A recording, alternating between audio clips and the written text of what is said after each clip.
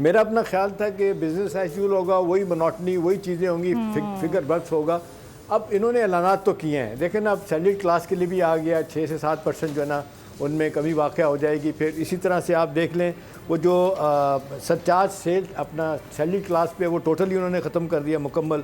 Super tax का भी जो है ना 50 करोड़ के ऊपर वो भी उसको ख़त्म कर दिया। तो ये तो अच्छी बातें हैं। अब सवाल ये है कि जी अब पेंशन में भी इजाफा किया गया, वो भी एक बड़ी रकम है। सरकारी तनख्वाहों के अलावा हमारी सरकारी मुलाजमीन की तनख्वाहों में 10% प्लस इजाफा कर दिया गया। देखिए किसी हद तक तो ये बात कही जा सकती है कि लार्जली हम कह सकते हैं बिज़नेस फ्रेंडली तो है।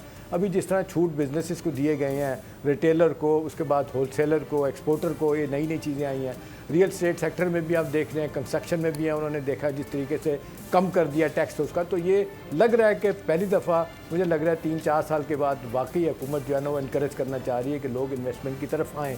लेकिन टोटल वो जिसको कहते हैं स्टेटस को था, लोग पैसा लेके या घर में बैठे थे या बैंकों में रख के खा रहे थे जिनका लीगल पैसा है, या लोग बाहर लेके चले गए थे। अब बाहर भी देखें जिस तरह यूएई के हालात हुए हैं, वाकई मिडल ईस्ट मालिक में हुए हैं, तो अब ये भी है कि ये हुकूमत की सहूलियात थोड़ी बहुत जो आई हैं, बहुत ज़्यादा भी नहीं है लेकिन बहुत कम भी नहीं है, उनको देख के लोग वापस आएंगे।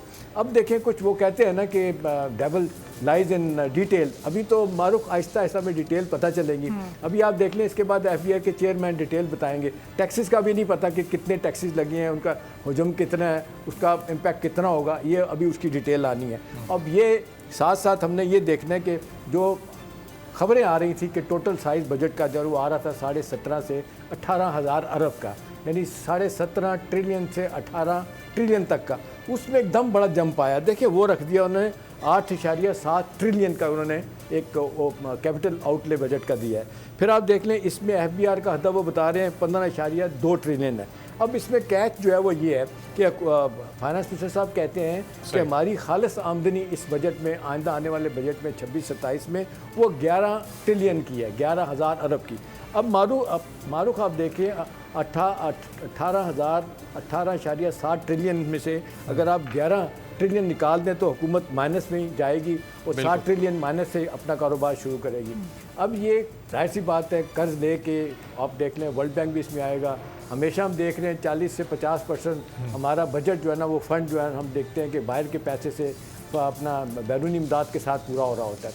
उससे जाहिर सी बात है हमारे जिस तरीके से हम देखते हैं डेट पे बहुत इजाफा होता है, बहुत ज़्यादा डेट हुआ जो उन्होंने माना भी है। हमारा एक्सटर्नल डेट भी देख लें, इंटरनल डेट भी देख लें, वो टोटल आप देख लें 80,000 अरब, 80 ट्रिलियन से ज़्यादा का हो चुकी है। वो बिल्कुल GDP के करीब हमारी जा रहा है। अच्छा, वो उसकी परसेंटेज कम हो रही है तो वो इस पर खुश हैं कि चलें जी वो 75% से हम 3 साल में 68% पे ले आए। शाम साहब, मैं ये सवाल भी आपके सामने रखूंगा कि ये जो 15,000 अरब से ज़्यादा का टारगेट है, जब आपने इतने सारे रिलीफ दे दिए तनख्वाहदार तबके को भी, सुपर टैक्स में भी, कारोबारी तबके को भी, हर सेक्टर में, तो फिर ये इसमें तो कैलकुलेशन का बड़ा इशू हो जाएगा, बड़ी इसमें कमी हो जाएगी। सवाल मैं आपकी तरफ लेकर आता हूँ। HM शहजाद साहब चूँकि हमारे साथ स्टूडियोज़ में मौजूद हैं और बहुत पहले से इस वक्त हमारी पूरी बजट स्पीच भी इन्होंने हमारे साथ ही सुनी है।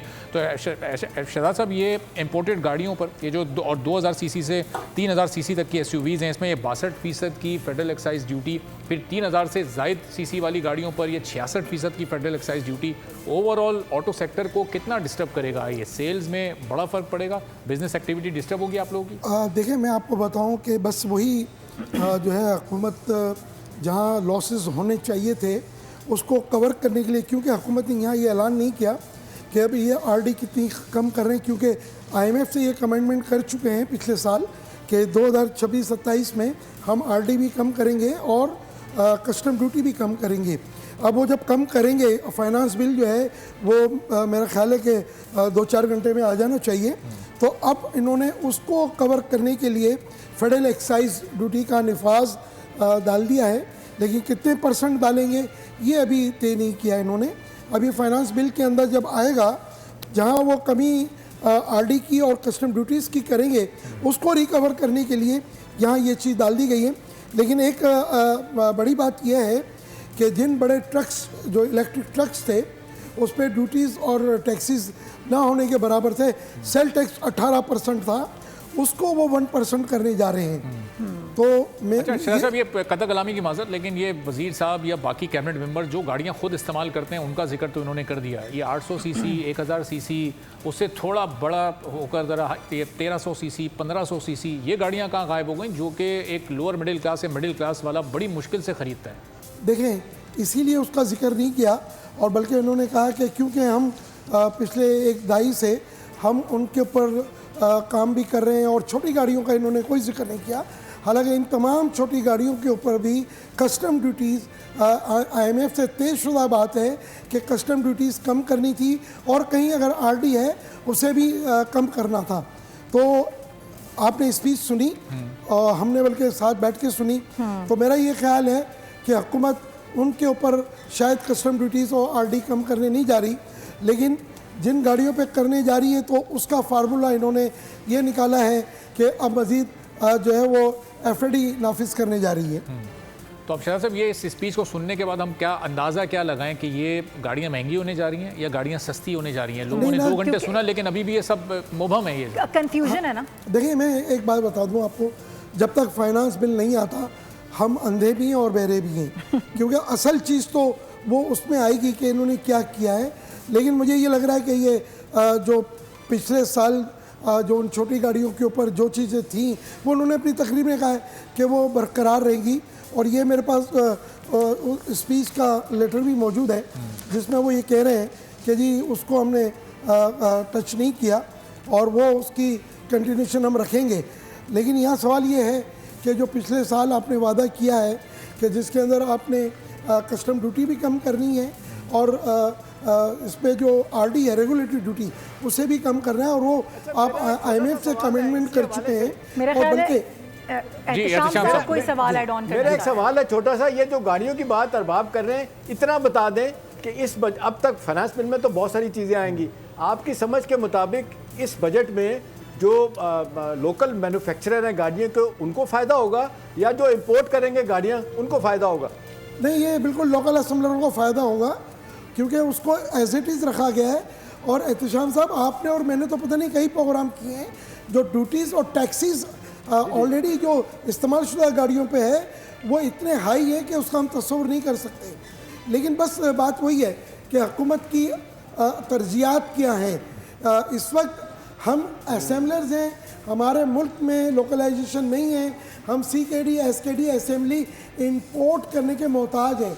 एहतशाम साहब, आपके लिए एक चौंका देने वाली मैं एक बात बताता चलूँ, इस साल लोकल असेंबलरों को CKD SKD असेंबली जो 3 पुराने प्लेयर हैं टोयोटा, होंडा, सुजुकी, और ये जो 14 नए जापानी कोरियंस और जो चाइनीज़ आए हैं, $4 अरब हुकूमत ने जो है वो इनको दिए हैं कि वो अपनी CKD SKD इंपोर्ट कर सकें और आवाम को ये करने के बाद जो है महंगी तरीन गाड़ियाँ दे सकें। तो ये एक अजीब सी बात है जो मेरी बात समझ में नहीं आती। इसलिए नहीं आती कि हमारे मुल्क की ज़रूरत है वो छोटी गाड़ियाँ हैं, जबकि जो नए प्लेयर्स आए अच्छा है वो आए हैं, उन्होंने टोयोटा होंडा को सुजुकी को कुछ कंपटीशन दिया है, उनकी कारों की कीमतें जीते दी है कि इम्पोर्टेड गाड़ियाँ जो आएंगी अगर वो सस्ती होंगी तो आम आदमी को फ़ायदा होगा। तो हम ये कह सकते हैं कि इम्पोर्टेड गाड़ियों वाले जो उनकी लॉबी कामयाब रही इस दफ़ा। सर वो तो आपने पिछले साल देखा, आपने और मैंने एक प्रोग्राम में ये डिस्कस भी किया था कि बैगेज को उन्होंने बंद कर दिया है। हालांकि बैगेज वो गाड़ियां हैं जो पाकिस्तान में लोग हमारे समंदर पार पाकिस्तानियों ने पिछले साल 40,000 गाड़ियां भेजी और $850 मिलियन भी भेजा। ये वाहिद ट्रेड थी कि गाड़ियों के साथ साथ जो है वो आपको जो है वो डॉलर में ड्यूटी और टैक्सेस भी दे रही थी, उसको बंद किया। किनके प्रेशर में आके? वही टोयोटा, होंडा, सुजुकी के। अब जो नए प्लेयर्स आए हैं एहतशाम साहब, वो छोटी गाड़ियां नहीं बना रहे, जो चाइनीज और कोरियन जो हैं वो तमाम के तमाम बड़ी गाड़ियां बना रहे हैं, जीपें बना रहे हैं। अच्छा साहब, ये 10 साल हो गए इन प्लेयर्स को भी आए हुए, कोरियन और चाइनीज प्लेयर्स को, तो ये इन्होंने लोकलाइजेशन पर अब तक क्यों नहीं ये काम किया? अभी तक ये सब कुछ इम्पोर्ट ही क्यों हो रहा है? यहाँ पर असेंबलिंग इनकी क्यों नहीं शुरू हो सकी? देखिए, सुजुकी को आज 40-42 साल हो रहे हैं और वो 10 साल वाली पॉलिसी शायद अब खत्म भी हो रही है 2026। देखिए, वो तो खत्म हो चुकी है। ये 1 जुलाई से हम जा रहे हैं, अब 26 और 30 की पॉलिसी बिल्कुल। मैं शॉर्टली एक क्वेश्चन पूछना चाह रही हूँ, चूंकि आप लोग ऑटो सेक्टर के बारे में बात कर रहे हैं, तो मुझे इजाजत दीजिए। जी बिल्कुल। बतूल जी राजपूत हमारी एंकर। शहजाद साहब, ऑटो सेक्टर के बारे में ये कहा गया है कि एक नई पॉलिसी लेके आ रहे हैं वज़ीर आज़म, और जिसकी वजह से गवर्नमेंट की कोशिश होगी कि इन सहूलियात से इंतहाई महंगी इलेक्ट्रिक गाड़ियां फ़ायदा ना उठा सकें। और उनके मुताबिक अब तक की जो मॉडर्नाइजेशन हुई है उससे मैन्युफैक्चरर्स को बड़ा फ़ायदा हुआ है, और अभी तक एक नुमाया सरमायाकारी हुई है। ये कैसे हुई है? अगर आप इससे कन्विंस्ड हैं तो इससे वाजे कीजिएगा, क्योंकि इससे पहले आप और एहतशाम साहब जो डिस्कशन कर रहे थे वो तो लग्जरी गाड़ियों की बात हो रही थी, छोटी गाड़ियाँ भी, लेकिन उससे बराह रास्त जो एक रेगुलर कंज्यूमर है उसका तो उसमें इंटरेस्ट नहीं है। लेकिन ये जो एक ओवरऑल पॉलिसी की बात कर रहे हैं ऑटो सेक्टर की, और he was very confident of the fact कि जो हमारी पॉलिसी अभी मुतारिफ करवा रहे हैं उसका फ़ायदा होगा, तो वजाहत कीजिएगा कि वो एग्जैक्टली क्या पॉलिसी है जिसकी वो बात कर रहे हैं। देखिए, ऑटो पॉलिसी का ड्राफ्ट तो आ चुका है और तकरीबन हम तमाम लोगों ने उसको पढ़ा है। ये कोई पहला ड्राफ्ट नहीं है, इससे पहले 5-5 साल के 3 ड्राफ्ट आ चुके हैं, और वही लोकल असेंबलीज ने कभी भी उस पर अमल नहीं किया। हालांकि उसमें मेहनत करने वालों ने बड़ी मेहनत की, और उसके अंदर वेरी क्लियरली लिखा था कि आपने लोकलाइजेशन करनी है, मुल्क की ज़रूरत को पूरा करना है, और गाड़ी एक्सपोर्ट करनी है। तो जिस मुल्क के अंदर CKD SKD असेंबली इंपोर्ट होती है वो एक्सपोर्ट कैसे करेगा? वो दुनिया से जाके कैसे सस्ती गाड़ियाँ पहले वो क्या CKD SKD असेंबली इंपोर्ट करेगा और उसके बाद वो बनाकर बेचेगा? ये समझ से बाहर तर बात है। और मैं कई दहाइयों से ये बात करता हुआ आया हूँ कि मुल्क में जब तक लोकलाइजेशन नहीं होगी, हमारे मुल्क में आवाम को सस्ती म्यारी गाड़ी नहीं मिल सकती। और हमें जो है ना, सबसे पहले लोकलाइजेशन की तरफ जाना पड़ेगा। जब तक हम लोकलाइजेशन की तरफ नहीं जाएंगे, हमें आवाम को महंगी गाड़ियाँ ही देनी पड़ेगी। मैं एक छोटी मिसाल हमेशा देता हूँ कि एक सुजुकी आल्टो 36 लाख रुपए की है, पड़ोस मुल्क उसका नाम नहीं लेता, 4.25 लाख की वहाँ गाड़ी है, और उनका रुपया स्ट्रॉन्ग है तो 12 लाख रुपए बनते हैं। 36 लाख और 12 लाख। तो ये हुकूमत को सोचने का है, जो ये अभी ऑटो पॉलिसी जिन्होंने बनाई है। तो शायद साहब ये बुनियादी फर्क लोकलाइजेशन का ही है ना, वो जी सबसे बड़ी बात यही है कि आज भी हम CKD असेंबली और हम इंपोर्ट करने के मोहताज हैं। क्यों नहीं हुकूमत इस बात को देखती? मुझे और शहजाद साहब एक और सवाल ले लीजिएगा छोटा सा। अरबाब, ये एक और नुक्ता है जो मैं रेज करना चाह रही हूँ ऑटो सेक्टर के हवाले से। ये कहा गया कि जो पेट्रोलियम बेस्ड सॉल्वेंट्स हैं, जिसमें सफ़ेद स्पिरिट है, कुछ और ऐसे इसमें केमिकल्स हैं, उन पे फेडरल एक्साइज ड्यूटी आयद की गई है, क्योंकि ये पेट्रोलियम लेवी से हट के ये प्रोडक्ट्स हैं। और ये शिकायत की गई है कि इसमें मिलावट की जाती है इन प्रोडक्ट्स में, और फिर ये पेट्रोल के साथ शामिल करके या किसी और तरह की मिलावट करके गाड़ियों में इस्तेमाल किया जाता है। तो इस पे सर ये जो फेडरल एक्साइज ड्यूटी आयद की गई है, आपको क्या लगता है ये सुपरफिशियल इकदाम है, या एक्चुअली ये जो सीरियस मसला है ये इससे एड्रेस होगा? और how would they make sure कि जहाँ से भी ये चीज़ें बिक रही हैं उनकी वो बिके नहीं और फिर वो मिलावट ना हो उसमें? और इसमें शहजाद साहब ये बड़ा अच्छा पॉइंट है बतूल का, क्योंकि इसमें मिट्टी के तेल की मिलावट होती है। और मिट्टी का तेल लोग कहते हैं हर दफ़ा जब पेट्रोलियम प्राइसेस बढ़ती है तो अक्सर मिट्टी का तेल भी बढ़ता है। लोग कहते हैं मिट्टी का तेल कौन इस्तेमाल करता है? वो इसलिए रोका जाता है कि ये पेट्रोल में डाल के मिलावट की जाती है इसकी। जी ये सवाल आपने मुझसे किया है? जी उसी में ऐड ऑन किया उन्होंने। बात ये है कि ये क्या सोर्सेज हैं, मैंने थोड़ा सा ऐड किया जी। ये देखिए क्या सोर्सेज हैं हुकूमत के पास जो ये बात कर रहे हैं। देखिए ये जो मिलावट वाली बात है मिट्टी के तेल की, ये तो बरसों से चली आ रही है, ये कोई छुपी बात नहीं है। बात ये है कि हुकूमत अब इसको किस तरह लेती है, ये भी कबल वक्त है ये बात करना, क्योंकि हमारे यहाँ 2 माफिया है ना यहाँ पर, एक पेट्रोल माफिया है और एक ऑटोमोबाइल असेंबलर माफिया है। ये दोनों के लिए करके हुकूमत को इनके लगाम डालने की ज़रूरत है। और अगर ये हुकूमत वाकई इसमें कामयाब हो जाती है तो मेरा ये ख्याल है कि जो गाड़ियों के अंदर इंजन के अंदर ख़ासकर जो इसकी वजह से लॉस होता है, ये आने वाले वक्त में हो सकता है कि हम अच्छाई की तरफ चले जाएं।